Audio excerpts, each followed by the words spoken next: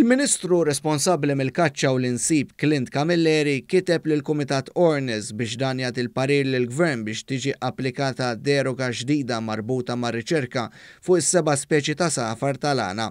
Fittra li bat liċ-Chairman tal-Kumitat Ornis, il-Ministru Camilleri qal li din it-talbet issir fuq pariri legali li ngħata l-Gvern. Spjega li din ir-riċerka għandha twassal biex fost oħrajn tiġi stabbilita l-popolazzjoni tal-asafar tal-għana.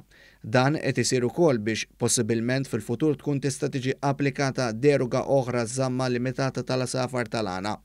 F'kummenti ma' dan l-istazzjoni il-Ministru Camilleri saħaq li din il-proposta hija waħda valida għan-nassaba li jonżbu l-asafar tal-għana għal skop ta' riċerka u jitilquhom ftit wara. Hija proposta fejn anke permezz tan-nassaba stess ser nkunu nistgħu nagħmlu riċerka estensiva minn fejn ġejjin l-asafar tal-għana li jpassu lejn Malta dan proprju wkoll imbagħad sabiex il-qudiem jista' jkun li jkollna nerġgħu il-possibilità li napplikaw id-deroga għaż-żamma tal-asafar tal-għana, però sa dan it-tant nemmen li permezz din ir-riċerka li tkun ibbażata fuq catch and release, nistgħu wkoll nużaw lin-nassaba tagħna għal dan l-istudju importanti. Sentejn ilu l-Qorti Ewropea tal-Ġustizzja kienet iddeċidiet kontra d-deroga applikata dwar l-insib tal-asafar tal-għana.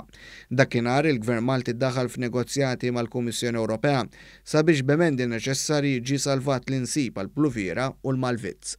Il-Ministru Clint Camilleri qal li dan sar b'konvinzjoni u ġustifikazzjoni u issa qed isir l-istess permezz ta' xogħol mal-esperti legali biex tiġi applikata deroga ġdida fir-rigward tal-asafar tal-għana.